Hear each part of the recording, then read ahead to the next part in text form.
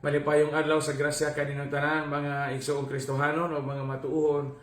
Ang pulong sa Dios karong adlaw nga nagtawag kanato diha sa atong pagpamalandong mao kini. Ang kamahinungdanon sa gitawag og maayong binuhatan.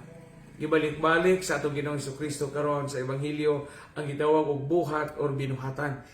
Ingon mga ni atong Ginoong Jesucristo karon, kung ang akong mga buhat sa amahan, ang akong mga gipangbuhat sa amahan, unsa mahinungdan nga inyo ako batuon. Ari kita mo patigog sa itong pamalandong sa gitawag og binuhatan.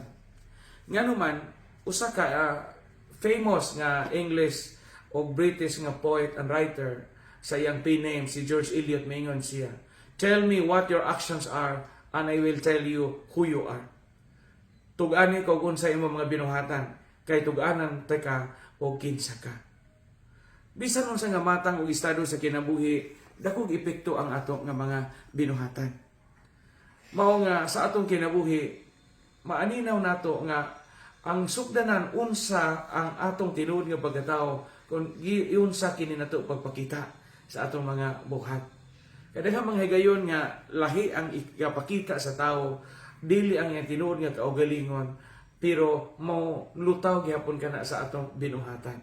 Sa Binisaya nga lingwahe na ay usa ka expression diha nga tingali makadungog mo labi na kamo mga tiguang kanang giingon og batasan nga di makaon og iro.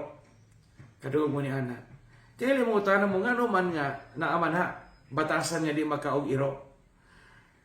Kung atong tanawon, ang iro mukaon ginaghugaw, mukaon nagpanos, mukaon nag mga kinoy-kuyan, mukaon ang mga lata nga pagkaon. Sa laktod nga pagkasulti, the dog is a scavenger. Hugaw ang iyang mga kanunon. Labi na itong mga iro nga libod suroy o agipasagdan lang sa kadalanan kanang gitawag ang mga askal. Apan karon, pangingon nga ang batasan di makaog iro, puti pasabot nga muna na gyud ang batia. Kay di ko makaog, di na gud makaog iro. Mao ni hagit po nato nga sa atong kinabuhi, ato pong tanaw, kumusta man ang atong mga binuhatan, isip katawhan sa Dios. Basin baya o giingnan nata sa atong mga silingan o di makaon og iro ang atong batasan og binuhatan. Maningkamo ta, manimbasog ta nga luyo sa atong kahuyang o sa atong pagkamakasasala tungod sa tawhanong kahimtang o kakulang sa kahimpitan. Maningkamot kita nga atong binuhatan, haom, tukma og sibo sa atong tawag, isip anak nga mga tinubos sa Ginoo ug anak nga mga sinagop sa Dios. Daigo nato ang Dios ug angay nato siyang pasalamatan.